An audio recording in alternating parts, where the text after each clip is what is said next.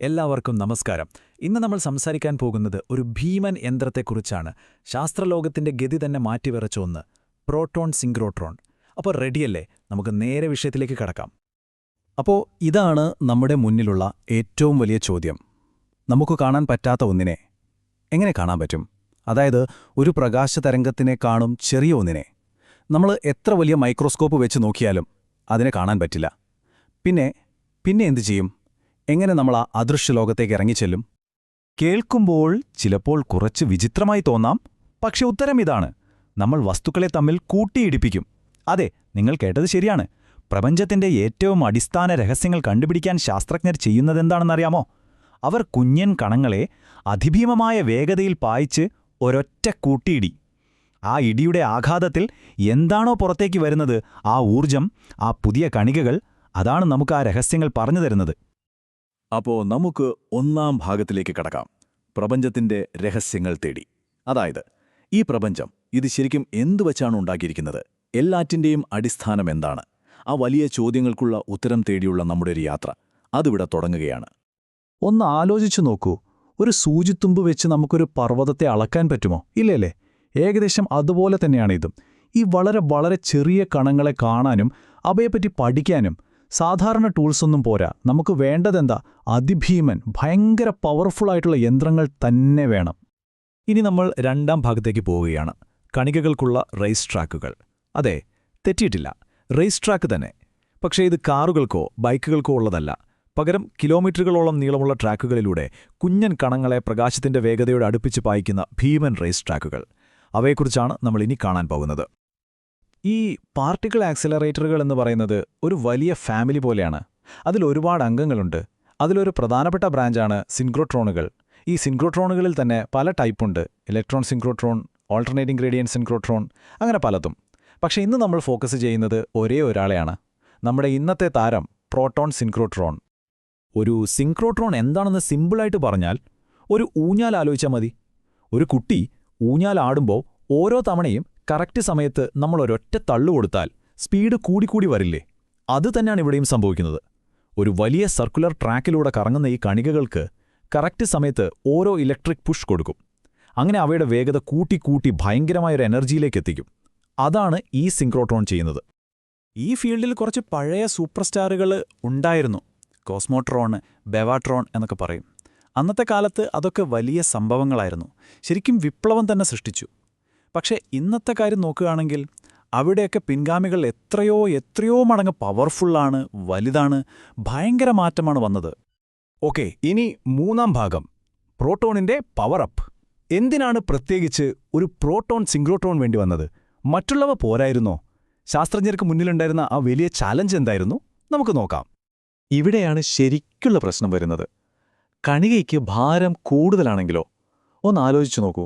ഒരു സൈക്കിള് തള്ളി നീക്കുന്നതും ഒരു ലോറി തള്ളി നീക്കുന്നതും ഒരുപോലെയാണോ? അല്ലല്ലോ.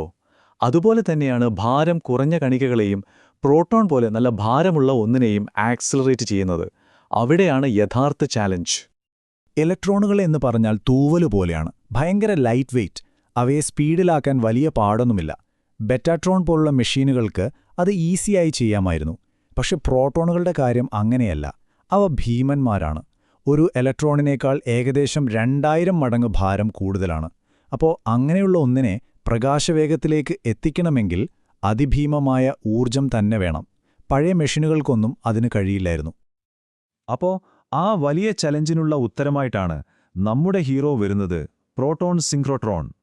ഭാരമേറിയ പ്രോട്ടോണുകളെ മാത്രം ലക്ഷ്യം വെച്ച് അവയെ മെരുക്കിയെടുത്ത് ചിന്തിക്കാൻ പോലും പറ്റാത്ത എനർജിയിലേക്ക് എത്തിക്കാൻ വേണ്ടി മാത്രം ഡിസൈൻ ചെയ്ത ഒരു സ്പെഷ്യൽ മെഷീൻ. ഇനി ഈ പ്രോട്ടോണിന്റെ ഫാമിലിയെപ്പറ്റി ചെറുതായിട്ടൊന്ന് പറയാം. പ്രോട്ടോണുകൾ ന്യൂക്ലിയോണുകൾ എന്നൊരു ഫാമിലിയിലാണ് വരുന്നത്. ഈ ന്യൂക്ലിയോണുകളൊക്കെ ഹാഡ്രോൺസ് എന്നൊരു വലിയ തറവാടിന്റെ ഭാഗമാണ്. ഈ കണങ്ങളെക്കുറിച്ചും അവയുടെ പെരുമാറ്റത്തെക്കുറിച്ചുമൊക്കെ പഠിക്കുന്ന ശാസ്ത്രശാഖയാണ് പാർട്ടിക്കിൾ ഫിസിക്സ്. അപ്പോൾ ഈ പാർട്ടിക്കിൾ ഫിസിക്സിന് പ്രോട്ടോൺ സിൻക്രോട്രോൺ കൊടുത്ത സംഭാവനയുണ്ടല്ലോ, അത് വളരെ വലുതാണ്. ഇനി നമ്മൾ അവസാന ഭാഗത്തേക്ക് കടക്കുകയാണ്. ഭാഗം 4, ഒരു പുതിയ ഫിസിക്സ് യുഗം. കാരണം ഈ മെഷീൻ വെറുമൊരു കണ്ടുപിടുത്തമായിരുന്നില്ല, അതൊരു പുതിയ കാലഘട്ടത്തിന്റെ തുടക്കം തന്നെയായിരുന്നു. അതിന്റെ ഇമ്പാക്റ്റ് എന്തായിരുന്നു എന്ന് നമുക്ക് നോക്കാം. ഈ വാചകം ഒന്ന് ശ്രദ്ധിച്ചു കേൾക്കണം. ചുരുക്കത്തിൽ പ്രോട്ടോൺ സിങ്ക്രോട്രോൺ ഒരു സാങ്കേതിക കുതിച്ചുചാട്ടത്തെ പ്രതിനിധീകരിക്കുന്നു. വെറുമൊരു മെഷീൻ എന്നല്ല, ഒരു ടെക്നോളജിക്കൽ ലീപ്പ്, ഒരു കുതിച്ചുചാട്ടം. എന്തുകൊണ്ടായിരിക്കും അങ്ങനെ പറയുന്നത്? ആ കുതിച്ചുചാട്ടം നമുക്ക് തന്നത് എന്തൊക്കെയാണെന്നറിയാമോ? ഒന്ന്, പ്രോട്ടോണുകളെ മുൻപൊന്നും ചിന്തിക്കാൻ പോലും പറ്റാത്ത എനർജി ലെവലിലേക്ക് എത്തിക്കാൻ പറ്റി. 2, അതുപയോഗിച്ച് പ്രപഞ്ചത്തിലെ ഏറ്റവും അടിസ്ഥാനപരമായ കാര്യങ്ങളെപ്പറ്റി ആഴത്തിൽ പഠിക്കാൻ പറ്റി. 3, അതുവരെ തിയറികളിൽ മാത്രം നമ്മൾ കേട്ടിട്ടുള്ള, ആരും കണ്ടിട്ടില്ലാത്ത പുതിയതരം കണങ്ങളെ ഉണ്ടാക്കിയെടുക്കാൻ സാധിച്ചു. ചുരുക്കി പറഞ്ഞാൽ ന്യൂക്ലിയർ ഫിസിക്സിനെ അത് നേരെ പാർട്ടിക്കിൾ ഫിസിക്സ് എന്ന പുതിയൊരു ലോകത്തേക്ക് കൈപിടിച്ചു കയറ്റി. അപ്പോൾ ഇതൊന്നും വെറും ചരിത്രമല്ല കേട്ടോ, ഇത് ഇന്നും ഒരു അടിസ്ഥാന പാഠമാണ്. ലോകത്ത് എവിടെയൊരു ഫിസിക്സ് സ്റ്റുഡൻ്റ് ഉണ്ടോ, അവർ പഠിക്കുന്ന ഏറ്റവും ബേസിക്കായ കാര്യങ്ങളിലൊന്നാണത്. ഇതിൻ്റെ വർക്കിംഗ് മനസ്സിലാക്കാതെ നിങ്ങൾക്ക് മോഡേൺ ഫിസിക്സിൽ മുന്നോട്ട് പോകാൻ പറ്റില്ല. ഇതിന്റെ പ്രാധാന്യം എത്രത്തോളമുണ്ടെന്ന് മനസ്സിലാക്കാൻ ഈയൊരു കണക്ക് കേട്ടാൽ മതി. നമ്മുടെ യൂണിവേഴ്സിറ്റികളിൽ ഒരു BSc ഫിസിക്സ് സിലബസിൽ പാർട്ടിക്കിൾ ആക്സിലറേറ്ററുകളെപ്പറ്റി മാത്രം പഠിപ്പിക്കാൻ എത്ര മണിക്കൂർ മാറ്റിവെച്ചിട്ടുണ്ടെന്നറിയാമോ? ഏതാണ്ട് 8 മണിക്കൂർ. അതെ, 8 മണിക്കൂറോളം ക്ലാസ് ഇതിനുവേണ്ടി മാത്രമുണ്ട്. അപ്പോൾ ഇത് വെറുതെ പഠിച്ചു പോകാനുള്ളൊരു ടോപ്പിക്ക് മാത്രമല്ല, എക്സാം പേപ്പറുകളിൽ സ്ഥിരമായി കാണുന്നൊരു ചോദ്യം കൂടിയാണ് പ്രോട്ടോൺ സിങ്ക്രോട്രോണിന്റെ പ്രവർത്തനം ചർച്ച ചെയ്യുക. ഒരു ഫിസിക്സ് വിദ്യാർത്ഥിയെ സംബന്ധിച്ചിടത്തോളം ഇത് സ്കിപ്പ് ചെയ്യാൻ പറ്റാത്തൊരൈറ്റമാണ്. തീർച്ചയായും കഥ ഇവിടെ തീരുന്നില്ല. പ്രോട്ടോൺ സിങ്ക്രോട്രോൺ ഒരു തുടക്കം മാത്രമായിരുന്നു. അതൊരു വാതിൽ തുറന്നു തന്നു. ആ വാതിലിലൂടെ ശാസ്ത്രം പിന്നെയും ഒരുപാട് മുന്നോട്ടുപോയി. അതിന്റെ അടുത്ത തലമുറയിലെ ഒരു സ്റ്റാറായിരുന്നു ഓൾട്ടർനേറ്റിംഗ് ഗ്രേഡിയന്റ് സിങ്ക്രോട്രോൺ. അതായത് കണങ്ങളുടെ ബീം ചിതറിപ്പോകാതെ ഒരു ലേസർ ലൈറ്റ് പോലെ കൂടുതൽ ഫോക്കസ് ചെയ്ത് നിർത്താൻ ഈ പുതിയ ടെക്നോളജിക്ക് കഴിഞ്ഞു. അതിന്റെ ഫലമോ? അതിലും ഉയർന്ന എനർജിയിലേക്ക് കണങ്ങളെ എത്തിക്കാൻ സാധിച്ചു.